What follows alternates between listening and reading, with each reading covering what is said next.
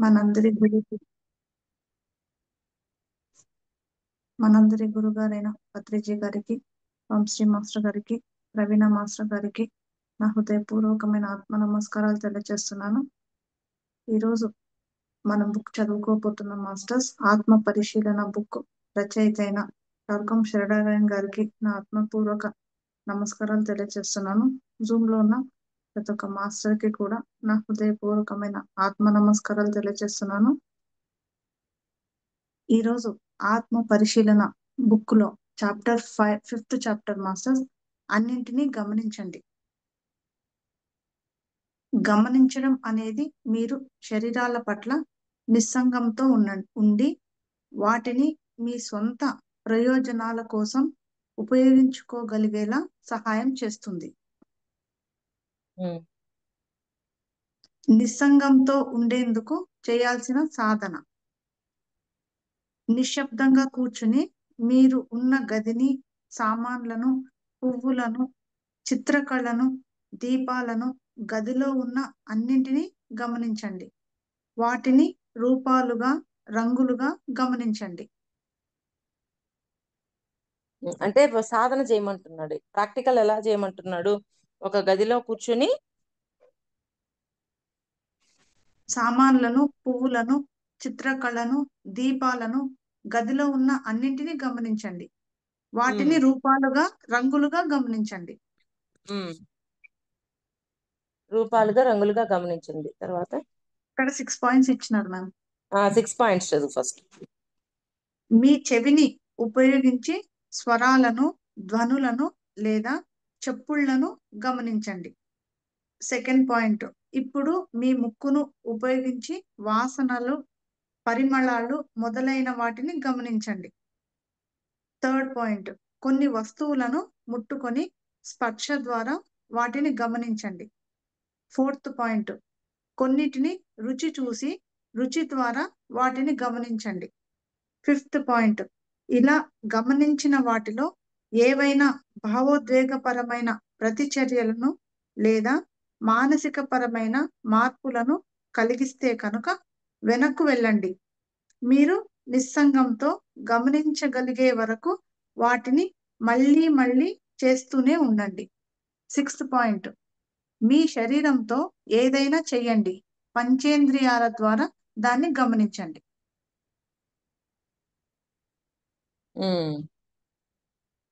ఒక్కొక్కటి sir. First point: మీ చెవిని ఉపయోగించి స్వరాలను, ధ్వనులను లేదా చప్పుళ్లను గమనించండి. అంటే ఒక రూమ్ లో కూర్చొని ఆ రూమ్ లో కూర్చున్నాక ఒక్కొక్క ఇంద్రియాన్ని ఉపయోగించమంటున్నాడు. చెవుని ఉపయోగించి ఈ రూమ్ లో ఎక్కడెక్కడి నుంచి ధ్వనులు వస్తున్నాయి, ఏమేమి సౌండ్స్ వస్తున్నాయి గమనించమన్నారు. రెండు చప్పుళ్లను గమనించండి. చప్పుళ్ళు గమనించినప్పుడే అవన్నీ అర్థమవుతాయి, గమనించినప్పుడు అర్థం కావు. అందుకని గమనించండి అని చెప్తున్నారు ఆయన.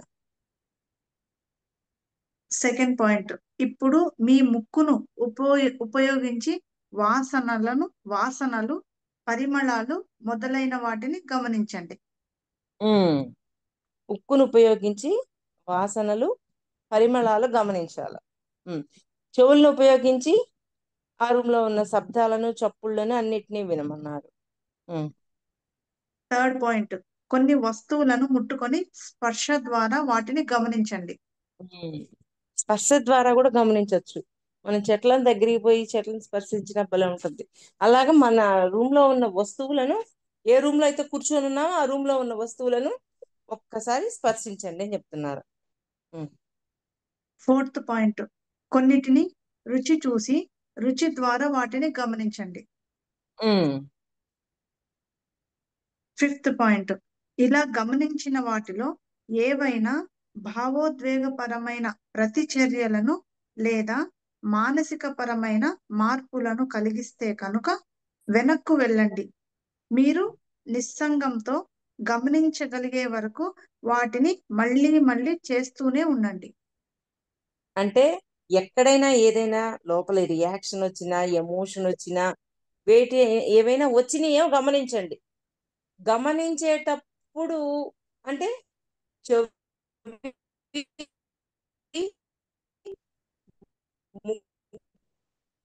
ఆ, నోస్, వీటితోటి గమనిస్తూ ఉన్నప్పుడు ఏదైనా ఎక్కడైనా ఒక విషయం కావడం మన లోపల కానీ రియాక్షన్ కానీ ఏదైనా ఎమోషన్ వచ్చిందే అనుకోండి, మరలా అక్కడికే వెళ్ళండి. ఎక్కడ ఏ టైం లైన్ లో మళ్ళీ అక్కడికి వెళ్ళి మళ్ళీ ఆ రియాక్షను ఏమీ ఎమోషను లేకుండా నిస్సంగంగా ఉండడం నేర్చుకోండి అని చెప్తున్నారు ఆయన. ప్రాక్టికల్ గా చెప్తున్నాడు ఆయన.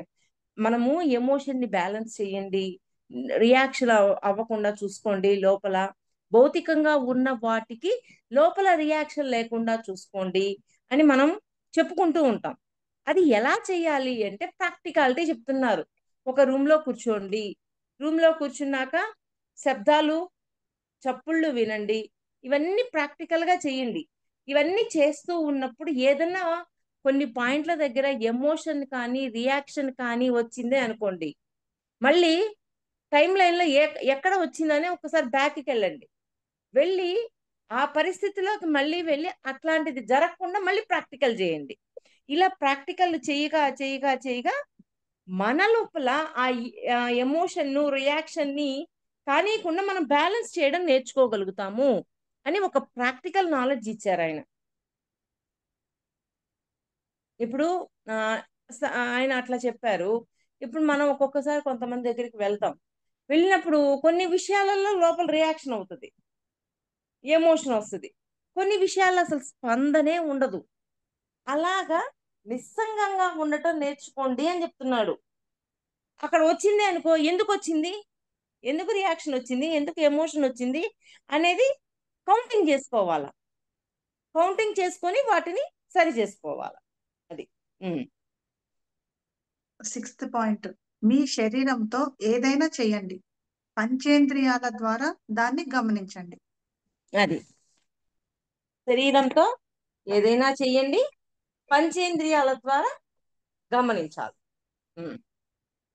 నిస్సంగాన్ని నేర్చుకోవడం లేదా మనస్సు, భావోద్వేగాలు, భౌతిక శరీరం అనేవి మీ యథార్థమైన ఆత్మ కాదు అనే అనుభవాన్ని పొందడమే దీని వెనుక ఉన్న ఉద్దేశం. మళ్ళీ చదువు అదే పాయింట్. నిస్సంగాన్ని నేర్చుకోవడం లేదా మనస్సు, భావోద్వేగాలు, భౌతిక శరీరం అనేవి మీ యథార్థమైన ఆత్మ కాదు అనే అనుభవాన్ని పొందడమే దీని వెనుక ఉన్న ఉద్దేశం. అది యథార్థమైన ఆత్మ కాదు అనే అనుభవాన్ని పొందండి అని చెప్తున్నాడు ఆయన. యథార్థమైన ఆత్మ అనుకొని అంటే ఇదే ఆత్మ అని అనుకుంటున్నారు, అవి కాదు. అవన్నీ లేకపోకుండా ఎమోషన్ రియాక్షన్ ఏమీ లేకుండా నిస్సంగా ఉండటమే ఆత్మ యొక్క స్వభావం. కానీ మీరు ఈ స్వభావం కాడే ఆగిపోవద్దు అని మనకి ఒక క్లారిటీ ఇస్తున్నారు ఆయన. ఉమ్. నిస్సంగంతో ఉండే ఈ ప్రక్రియలో మనస్సు అనేది చెట్లను, పొదలను, పువ్వులను, పక్షులను, మేఘాలను, విమానాలను ప్రతిబింబించే సరస్సు లాంటిది అని, నీటి కదలికను బట్టి వాటి ఆకృతులు మారిపోతూ ఉంటాయి అని మీరు తెలుసుకుంటారు. మళ్ళీ ఒకసారి చదువు లావణ్య. ఆ లావణ్య. నిస్సంగంతో మేడం, వినిపిస్తుందా మేడం? ఉమ్.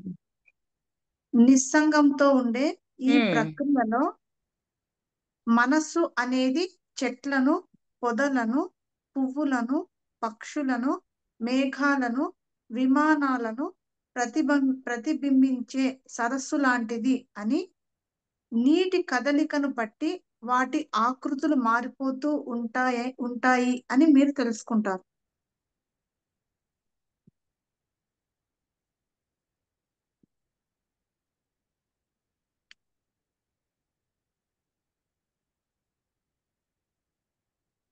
మ్యామ్,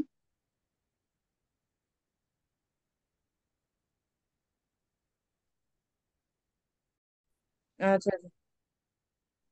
నిస్సంగంతో ఉండే ఈ ప్రక్రియలో మనస్సు అనేది చెట్లను, పొదలను, పువ్వులను, పక్షులను, మేఘాలను, విమానాలను ప్రతిబింబించే సరస్సు లాంటిది అని, నీటి కదలికను బట్టి వాటి ఆకృతులు మారిపోతూ ఉంటాయి అని మీరు తెలుసుకుంటారు. అంటే మనస్సు అనేది వీటన్నింటిని ప్రతిబింబించే వాళ్ళలాగా ఉంటుంది అని మనం తెలుసుకోగలుగుతాం. ఉమ్. అంటే మన మన ప్రతిబింబం లాగా మళ్ళీ చూపిస్తూ ఉంటుంది మనస్సు వీటన్నింటిని. ఉమ్. మన మనసులో నిండి ఉన్న అంతే దాన్ని కదా. ఆ అవును మేడం. ఉమ్. మళ్ళీ చెప్పనా మేడం పాయింట్? ఉమ్. నాకు కట్ అయిపోతుంది నీది. నా క్లారిటీ ఉంది మ్యామ్. అదే అదే నాకు పోతుంది సిగ్నల్స్. మళ్ళీ చదువు నిదానంగా. నిస్సంగంతో ఉండే ఈ ప్రక్రియలో మనస్సు అనేది చెట్లను, పొదలను, పువ్వులను, పక్షులను, మేఘాలను, విమానాలను